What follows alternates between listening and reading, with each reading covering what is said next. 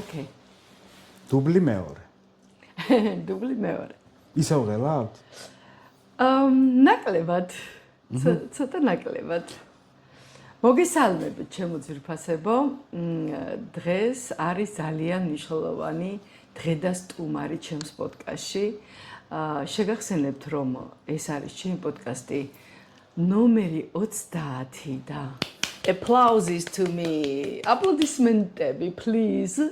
და ლაიქება, please და გამოწერა, რა თქმა უნდა, რომ უფრო მეტმა ადამიანმა გაიგოს ჩემი პოდკასტების შესახებ. და დღეს ჩვენი სტუმარია ჩემოვიდე ხო რაღაცა. ვანო პავლიაშვილი. აი, რა თქმა უნდა. აი, აბა როგორ ახართ? კარგად, ვანო. იმედია კადრშიც ჩანვარ. აი, იმედი მაქვს და ბოლოს რო აღმოჩნდეს, რომ თურმე ისე ვზივად. ყველაფერი ხდება. ჩვენ ყოველ შემთხვევაში ჩვენს თავს ვაძლევთ ხოლმე თავისუფლებას, რომ რაღაცა თლად ისე დავარცხნილად არ იყოს ხოლმე და ხო, ექსპერიმენტები კარგია. ზუსტად მე ვფიქრობ, რომ ეს არის ჩვენი ისეთი ქართულად როგორ იქნება იზიუმინკა? არ ვიცი. იზიუმინკა, მეგობრებო, თუ იცით რა არის? არ ვიცი. ხო, აი ისეთი რაღაცა, რომელიც განგვასხვავებს ხოლმე, ოკეი. შტრიხი, ხო, დამახსენებთ თუნდაც ის, რომ ჩვენ არასოდეს არ ვამონტაჟებთ ჩვენს პოდკასტებს და ის არის რაც არის. ხო. ვანო. აბა. რა თქმა უნდა, მე მოვემზადე და ცოტა რაღაცები შეიძლება ხო რომ ცოტა ჩავიხედო ხოლმე. შეიძლება რა პრობლემაა? ვინც არიცით, ვანო არის 35 წლიანი პრაქტიკული გამოცდილების ჟურნალისტი და ხო ხდებით ეხლა ჩემი მღელვარება რას უკავშირდება ადამიანი ხმა, რომელსაც თქვენ ყოველთვის ხედავთ და ეს ის ვანოა, ვისაც მე ვესაუბრები ხოლმე კადრს მიღმა და იმის გარდა რომ ზოდიაქოთი ტყუპებია, ანუ ორივე ტყუპები ვართ. ძალიან მნიშვნელოვანი რაღაცები შეიძლება გქონდეს საერთოდ, მაგრამ ბევრი განსხვავებული რაღაცები გვაქვს ცხოვრებაში, ინტერესებიც და ბევრი რაღაცა. ოკეი, თუმცა ტყუპებზე ზოგადად წერია ხოლმე, რომ ჟურნალისტიკაში სუპერ, კომუნიკაციებში სუპერ, პრინციპში მენტორინგში მე ვარ ჟურნალისტიკაში. ლოგიკურია, რომ მაგრები ვართ ორივე ამ სფეროში. ვანო, 10 წლეულია შენ სხვა ადამიანებთან ზიხარ, აი ასე ხოლმე, შეიძლება ცოტა მოშორებით და სავარძეში და ისმენ ამ ადამიანების ისტორიებს, სვავ კითხვებს და შენ მათ აცნობ ხოლმე. მე ვფიქრობ, რომ ვანო ჟურნალისტი თუ ვინმეს დაინტერესებს, შეუძლია დაგუგლოს და მე ახლა მინდა ადამიანი პიროვნება ვანო პავლიაშვილი გავაცნო ჩვენ მსმენელებს და შევეცდები, რომ რაღაც ესეთი მიქსი იყოს ეს კითხვების იმისა, რაც შენ უფრო უკეთ გაგაცნობს, ესე ვთქვათ, ჩვენს მსმენელებს. მაინც მედიას ვერ ავწდებით, ხო? იმიტომ რომ 35 წელიწადია ჟურნალისტიკაში ხარ და მაინტერესებს შენი აზრით ყველაზე მეტად მედიაში რა შენ პირადად რა გაკლია, რას მოინაკლისებ და ზოგადად რა აკლია დღევანდელ მედიას? ხო, ნუ მე ვთვლი, რომ დღეს მედია მე მგონია, რომ არ არსებობს ეგეთი ცნება ოპოზიციური მედია თუ არ არის. ზოგადად მედია არის იმიტომ, რომ იყოს ოპოზიციაში. მამებლური მედიის მე არ მესმის. ეს ზოგადად. რა აკლია მედიას ამას ვერ ვიტყვი, მაგრამ დღეს მედია ბევრ ამას აკეთებს და ეს თავისთავად კარგია და ნინო, მოდი აქ ძალიან უცნაურ ამას გეტყვი, გაავრცელებული ესეთი აზრი არსებობს, რომ ობიექტური უნდა იყოს მედია და სამართლიანი. მოდი შევთანხმდეთ, რომ სამართლიანობა და ობიექტურობა არის ძალიან სუბიექტური მოვლენა. შესაბამისად, მედიას და ჟურნალისტს ვერ აუგზავნებთ, რომ მას გქონდეს პოზიცია. უბრალოდ აქ არის ერთი ძალიან მნიშვნელოვანი რამ, როდესაც ამბავი ხდება ნიუსი ეგრეთ წოდებული, როდესაც საინფორმაციოში, სააგენტოში, ის ნიუსი ჟურნალისტი თავისას ვერ იტყვის, იმიტომ რომ ფაქტია, მოხდა. მაგრამ როდესაც აკეთებს ანალიტიკას, რა თქმა უნდა, მე ხო არა ვარ რობოტი. რა თქმა უნდა, მე ჯერ პირველ რიგში ქვეყნის მოქალაქე ვარ. მაქვს სამოქალაქო პოზიცია და შესაბამისად, აი როდესაც ამბობენ ობიექტური, როგორ უნდა იყოს ობიექტური, ის ხო მეც მეხება. ხორცი რო არ ღირს 10 ლარი, ხო მეც მეხება და მე ამაზე ობიექტურად როგორ უნდა ვილაპარაკო, ხო? ანუ შესაბამისად, ეს საბჭოთა ჟურნალისტიკაში იყო, აი ჩვენ თაობასაც ახსოვს, რომ მაშინ ტელევიზია სულ ერთ ცენტრალური ტელევიზია იყო, მაგრამ ბეჭდურ მედიაში ჟურნალისტის ავტორის სახელი არ იწერებოდა, იწერებოდა გლუ პავლიაშვილი და მოდი არ ყვიეს ბანუა, ბალიკოა, ვენერა თუ ვინ არის, ხო? ანუ პიროვნება არ უნდა ყოფილიყო. დღეს რატომ ხდებოდა ანუ ეს? პიროვნება, იმიტომ რომ ვიღაცა პიროვნება ხდება, იმას აქვს ავტორიტეტი, გავლენა და ასე შემდეგ, ხო? და აი დღეს ამას ვერ ვიტყვით, ხო? არიან ჟურნალისტიკაში სახეები, ჩემ თაობაში განსაკუთრებით, ახალი თაობის ჟურნალისტებიც და შესაბამისად ეს ვიღაცებს აღიზიანებთ, იმიტომ რომ ანუ ჟურნალისტი რა არის, ხო? დღესთან შეცვლილია ტელევიზიის როლიც კი უკვე რაღაცნაირად უკანა პლანზე გადადის, იმიტომ რომ სოციალური მედია გაძლევს ამის საშუალებას. რომ ვიღაც ადამიანები ენდობიან ყოველდღე კომუნიკაცია აქვს ადამიანებთან და ანუ ვის უნდა თავის ტკივილიზეთ მეტად, რომ ვიღაცა გავლენიანი იყოს, ხო? და ვიღაცას მეტად ენდობენ. ამიტომა დღეს რომ აი ჟურნალისტს რატო არ უნდა ქონდეს აზრი, აი ვერ ხვდები. თუ შეიძლება პედაგოგს ქონდეს და ექიმს რატო არ შეიძლება ჟურნალისტი ის არ მესმის რომ აი პოლიტიკა და უნდა გამიჯნო რაღაცა სპორტი როგორ უნდა ყველაფერი პოლიტიკა კოუჩინგიც პოლიტიკაა იდეაში ხო და აი შესაბამისად არაფერი არ აკლია დღეს ჟურნალისტიკა უფრო მეტად გაბედული და თავისუფალია მე არ ვლაპარაკ თავისუფალი რა თვითონ ჟურნალისტები აი ეგრეთ წოდებულ ოპოზიციურ არხებზე თუ ბეჭდური მედიაში შეათად ხა გამოდის დღეს ჩვენი თაობაც აკეთებდა ბევრ ამას თან მაშინ რეალურად ომი იყო 90-იანი წლები მხედრიონი და ასე შემდეგ მაგრამ დღეს უფრო მეტად დგას ჟურნალისტი აი ვინც ველზე მუშაობს რისკის ქვეშ ვიდრე მაშინ რა მაშინ კიდე რაღაცები არსებობდა რა და ეგრე ვიღაცა არ გცემდა პირდაპირ ეთერში თავს არ დაგესხმებოდა და ასე შემდეგ არა არაფერი არ აკლია მე უბრალოდ აკლია ის რომ უფრო მეტი უნდა იყოს აი ესეთი ველზე მომუშავე გაბედული ჟურნალისტი და არ შეუშინდა და მაშინ ხო იქნებოდა ჟურნალისტიკა ეს არის ჟურნალისტიკა არ არის მე არ ვარ სულიერი მოძღვარი ვინმე სულიერ სიმშვიდეზე ვიზრუნო და მაამებლური რაღაცები ვაკეთო ეს მე ხარ მეხება რა ამის არსებობს ეკლესია და სასულიერო პირები მივიდნენ და იქ დამშვიდნენ ვისაც უნდა ისე მართალი ხარ ანუ მეც მახსოვს აი ეს ჟურნალისტი რო ეს გამოვიდოდა და ძალიან ისეთი დაბნებული ხმით და რაღაცა ესეთ ჩარჩოში მოქცეული ტექსტს რო კითხულობდა ხოლმე არა დღესაც არ ეგეთ ტელევიზიები არა ეგეთები იქნება მაგრამ ყოველდღეში ხო რადიკალურად განსხვავდება და ბეჭდური მედია ბეჭდური სახსენე და გაზეთები და ჟურნალები და ეხლა მე ვიტყვი მე რა მაკლია ყველაზე ძალიან ამ იმაში მე ვიყავი მოყვარული აი რაც კი ფერადი ჟურნალი გამოდიოდა ანუ წიგნი ხომ მიყვარს და ქაღალდის ისა ვარ მე მოტრფიალე ქაღალდის წიგნების და არა ელექტრონული ვერსიის და ძალიან მიყვარდა და თითქმის ყველა ის მქონდა რაც კი საქართველოშიც არა საქართველოშიც ჟურნალები აი მე მაკლია დღესდღეობით ხო ეს ალბათ აქ მე მგონი აი თქვენ პროფესიას რომ მეუბრუნოთ მე მგონია რომ თქვენ ეს კი არ გაკლიათ ის წლები გაკლიათ თქვენი ასაკი და რაღაცა ამაში რეალიზდება თორე რიტუალი მაკლია ნახე უყურე ლამა ჟურნალს რომ ყიდულობდი სახში რომ მოვდიოდი ესე მოვიდუღებდი ყავას დავდგებდი და მოგზაურობდი იმ ფოტოებს ჩემი წარმოსახვის უნარი მაგრამ 21 საუკუნეში ხა ნუ ყველაფერი იცვლება ტელევიზია როდესაც ჩემო გაჩნდა მაშინაც ესე იყვნენ ადამიანები რომ მარტო გაზეთი გეთახმები ხო თუმცა მაკლია ეგ და მოვინაკლის ხო არ თუმცა ეხლაც არის ჟურნალები გამოდის რამდენიმე აღარ არის ისეთი საინტერესო სამწუხაროდ ესე სოციალური ქსელი გაძლევს უკვე იმ საშუალებას რომ ინტერნეტი რომ იქ დაათვალიერო და არა ჟურნალი აბსოლუტურად გეთახმები ძალიან ისეთი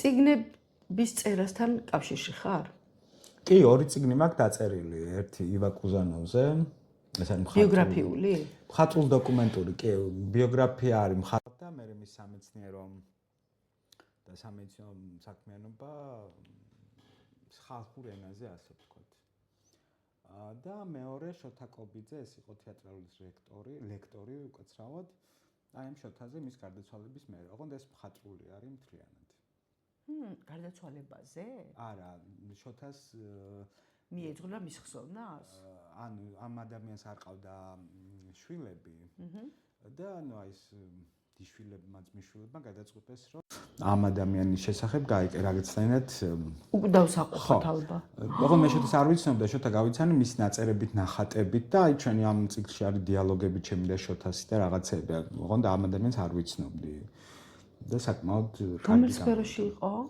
თეატრალური რეჟისორი იყო რა თეატრალურს კითხულობდა ლექციებს, იყო გორის თეატრის თავისუფლების სამხატვრო ხელმძღვანელი და სხვა გაყიდვაში არის ეს იგი? არა, ეს არის ასაჩუქრეთ, ანუ ოჯახმა, იმიტომ რომ საკმაოდ ძვირადღირებული სიამოვნება წიგნი და ოჯახმა ასე გადაწყვიტა ეს.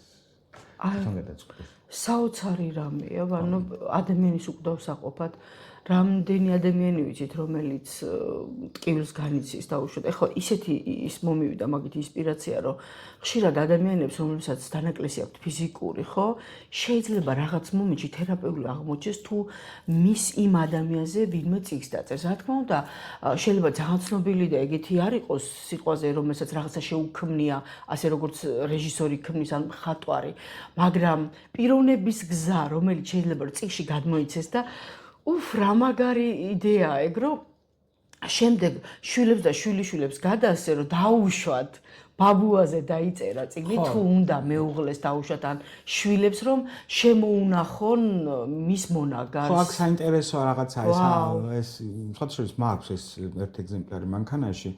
იწყება ამ ადამიანის საინტერესო ამბავი მოხდა, მოკლედ ეს ადამიანი გარდაიცვალა, გარდაცვალებაზე მიდის უცხო ქალბატონი ოჯახს ეს ბორჯომელი იყო, მიდის გასვენებაში და მიაქ ერთი ბარდი და ბარდებს და გადის პანაშვიდიდან თუ სამძიმრიდან და აღმოჩნდა, რომ ეს ადამიანი ბავშვობაში უყვარდათ ერთმანეთი ამ შოთას და ამ ქალბატონს. ეს ქალბატონი ემიგრაციაში დღეს, შვილები ყავს, ოჯახი და ეს რო გაიგო, ეს ერთი ბარდი დაუბრუნა ისე უკან. ამით იწყება ეს წიგნი, აი ამ ამბით იწყება, ოღონდ ესე კი არ არის, ძალიან ისე არის, ძალიან კარგად და ძალიან ემოციურად იწყება, ხო? და ძალიან ემოციურია, ანუ და ეს კალი უკვე სურვილი გამიჩა რომ წავიკითხო და რა სამწუხაროა რომ არ არის ხო ეს წიგნის ფორმა არ აქვს, ეს უფრო ალბომის ფორმა, განსხვავებული ფორმატის არის რა, ფოტოებით, რაღაცეებით. ოღონდ აქ თავარი ის იყო, რომ მე იმ ადამიანს არ ვიცნობდი.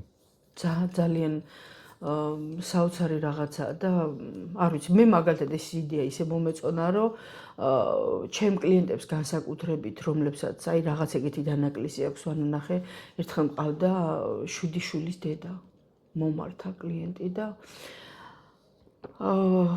ძალიან ისეთი ცოტა ხო ჩვენ აქ საუბრობთ ნებისმიერ რაღაცაზე ხო და მარტო ლამაზ და ტკბილ და პოზიტიურ რაღაცებს და ცხოვრება რაც არის და რისგან შედგება იმ ყველაფერზე და მახსოვს როგორი დიდი პასუხისგებლობა იყო ჩემი მხრიდან რომ როდესაც მოვისმინე რომ ამ გოგოს გარდაეცვალა მეუღლე ძალიან ახალგაზრდა დაქვრივდა თუ არ ვცდები იყო იმ დროს როცა მომართა 35 ან 30 აი დაახლოებით და უკვე ყავდა 7 შვილი და მეუბნება რომ არ მახსოვს და 2 წელიაო გასული თუ არ ვცდები თუ 3 აი მე მგონი უფრო 3 და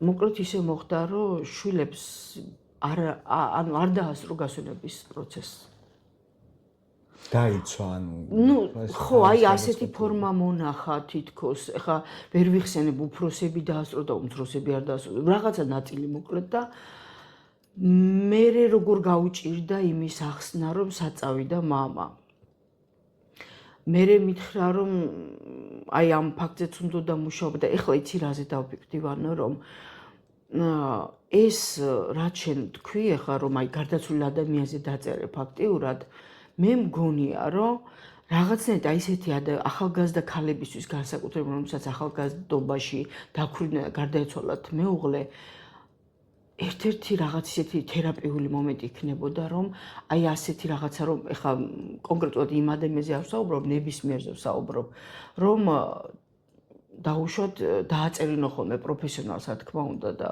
იმ ადამიანს ვისაც ეს ეხერხება თუ თვითონ ეხერხება ძალიან კარგი თვითონ გაივლის თერაპიას რომ დაწეროს და დაიბეჭდოს თუნდაც ერთი ნიმუში რომელიც შემდეგ გადაეცემა შვილებს და თუნდაც იქ აღწეროს ამ გოგომ რომ როგორ გაუჭირდა ამ ფაქტის მიღება და რას ფიქრობდა, როდესაც შვილები არ დაასწრო. ხო, წერა ზოგადად კარგი თერაპიაა. და შემდეგ უკვე, როდესაც ეს ბავშვები გაიზრდებოდნენ, ისინი მამაზე ხო მოისმენდნენ ერთია, როდესაც შენ რაღაცებს გადაგზა უყვები, მაგრამ მეორეა, როდესაც წიგს უტოვებ.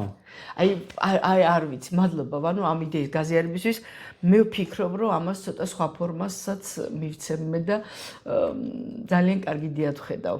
ხო. აი, შეიძლება არ მიფიქრია მე ამაზე.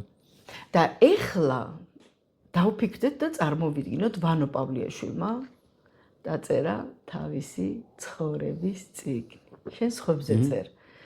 ალბათ გიფიქრია. თუ ჯერ არ გიფიქრია. არა, მე დაწყებული მაქვს, ეს მემუარები არ არის თავისთავად ცხადია.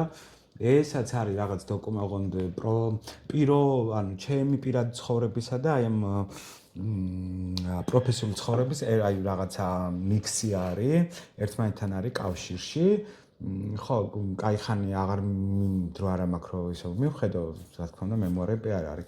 რა თქმა უნდა, მიფიქრია თუ მეკითხებით იმას რას დავწერ, მე ვცდილობ ისე ვიცხოვრო, რომ მე მოვყვე. რას გულის ხო?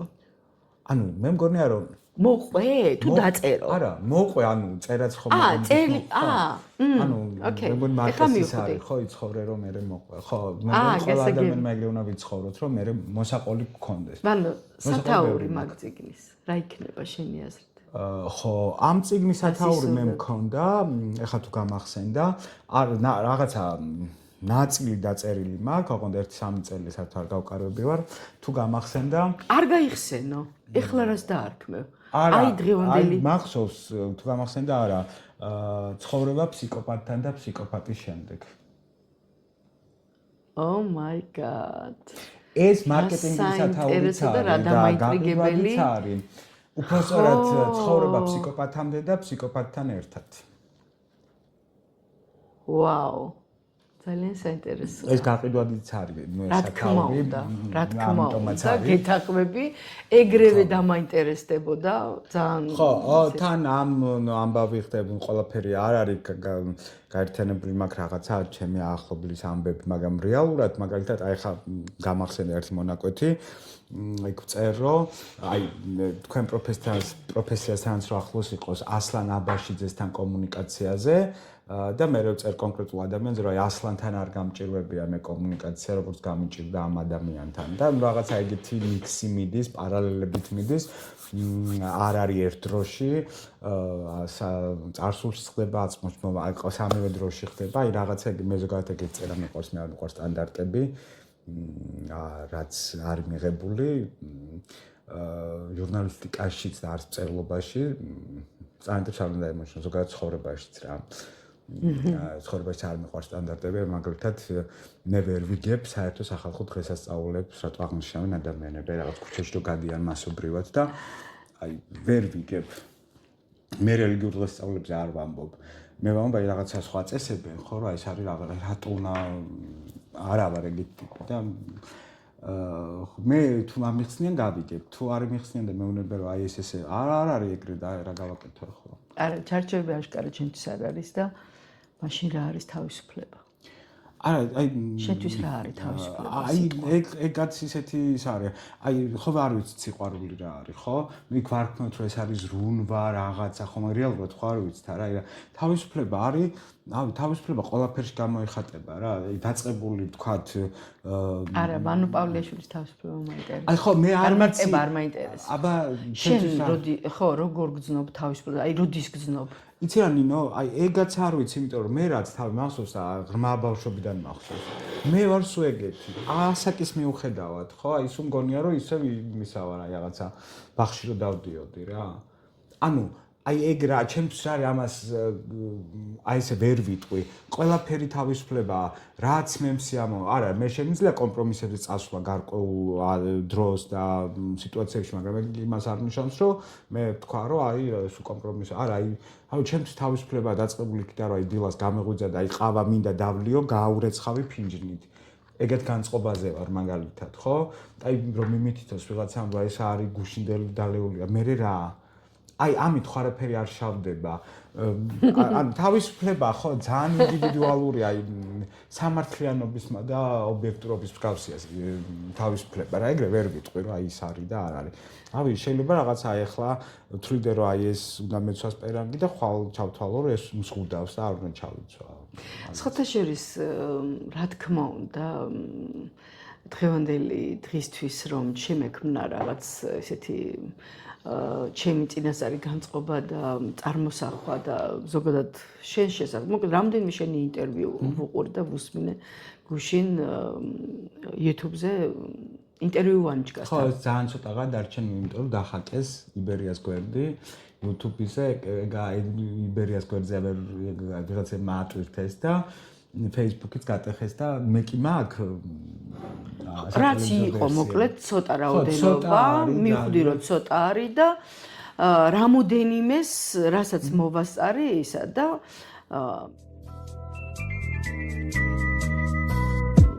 არ ვიცი ხა ეგ თავისუფლებაა თუ რა არის, მაგრამ დავინახე ძალიან დაუშტამპავი ჟურნალისტი. ადამიანი, რომელსაც არ იდრიდება კითხვების დასმის.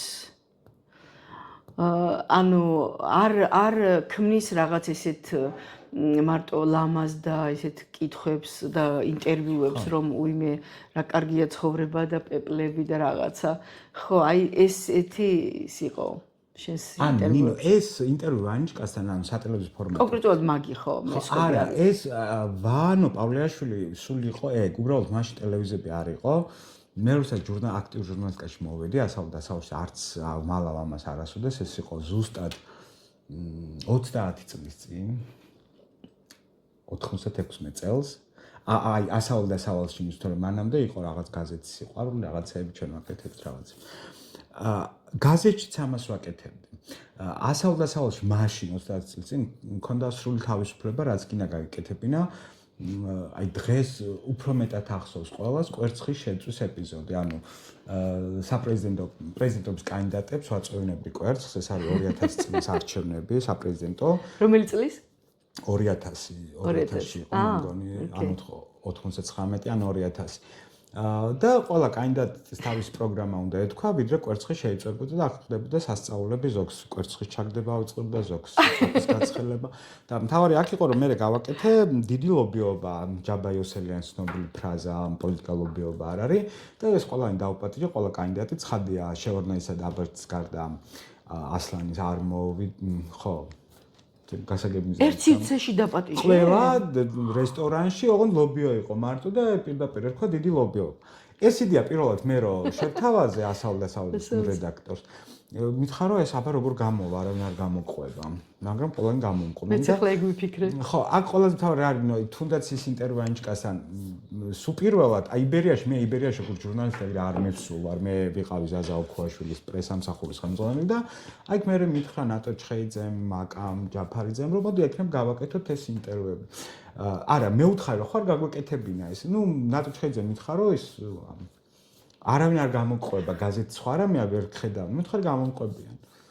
სახელი ჩემი არ იყო, მოიფიქრა ნატომ რომ ესე ერქვა მაგას ინტერვიუ ანიჩკასთან მოიფიქრა ნატომ და ინტერვიუ ანიჩკასთან მონტაჟის გარეშე. ანუ არაფერს არ მონტაჟდებოდა, გაზეთშიც ესე გადიოდა და პირველი ინტერვიუ ჩავწერე ირაკლი ბათიაშვილთან. ოღონდ ნახე აქ იყო ძალიან საინტერესო შიომღვიმის მონასტერში შეთანხმებული ინტერვიუ უნდა ჩაგვეწერა და წავიდა მონასტერში და მოთხარ ჩამოვალ მონასტერში. ირაკლი ბათიაშვილი წავიდა? ხო, რა ვიცი, ისე ბერად კი არ აღიქოცა რაღაც. და მოთხარ ჩამოვალ მონასტერში, ჩავედი და იყო ძალიან ქარი. სხვათა შორის ეს პერიოდია ივნისის დასაწყისი. ხო და ისა ამ ქარზე ეს თმა მაქვს საშინლად მე ამას ყოველდღიურ არ ვაქცევდი. ეს მართლა გადიოდა მონტაჟის გარეშე ეს ინტერვიუ, არაფერი მე უყურებდი ეთერში. ან მონტაჟდებოდა ხმა, ახლა როდესაც ტელევიზიონში კი მაიციან ორი პეტრიჩკეთი წერ, აი ეს მეტი არაფერი. მახსოვს ერთ ხელს კამიდან ჩამოვარდი, ემზარკვიცენთან, მაგრამ ეს ყველაფერი გადიოდა ეთერ. ანუ ადამიანებს უნდათ რეალობა. თან პრინციპი აქ ის იყო მთავარი, რომ არ უნდა ყოფილიყო ჩემს ველზე. უნდა ყოფილიყო რესპონდენტის ველზე, იმიტომ რომ იმას თავისუფლად ეგრძნო და აი სწორედ იქ აღმოჩენილიყო ჩიხში. და კიდე ერთი ის იყო, რომ მე არ მყოლე არც პროდიუსერი, რავი 4 გადაცემას ვაკეთებდი იბერიაზე და ყველაფერს შენ წერდი ყველაფერს? არა, მე არ წერდი, მე კითხვა არა, წერდი გულისხმობ გეგმავდი. ხო, უბრალოდ მე ასლან აბაშიძესთან ახლა ბევრჯერ ვახსენე დღეს, მაგრამ ეს 80 და ალბათ 17 წელია, ჩხუბი მომივიდა, ჩვენ ესე გავიცანით ერთმანეთი, ჩავედი ბათუმში, მაშინ ძალიან პატარა ვარ და მე თბილისში მიჩვეულე ვარ, ხა ინტერვიუს, რავი, კითხვებს არ ვწერ და არ მზადებ წინას, გულისხმება. არა, არც ვწერ კითხვას, რა უნდა ვკითხო. არც ხო, იმიტომ რომ მეც ესე ექსპერიმენტად მეკითხები. და არც ხო და ასლანთან მითხარ 23 თებერვალია გადასარავად მახსოვს და აღნიშნავს საბჭოთა არმიის დღეს. და მითხარ ხოცა ეს თარიღი აღინიშნება? მაშინ 97 წელია, 17 წელია, ხო.